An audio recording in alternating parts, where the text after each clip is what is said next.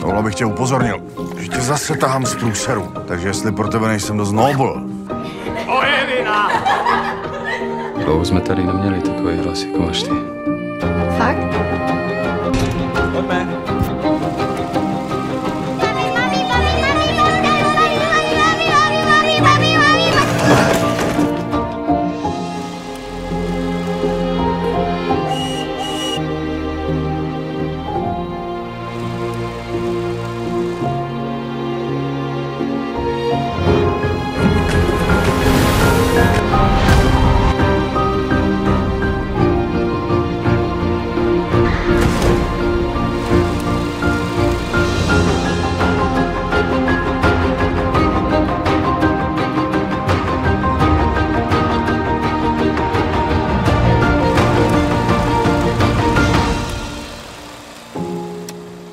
Nic si z toho nedělejte, jestli vás to zasáhlo. Well,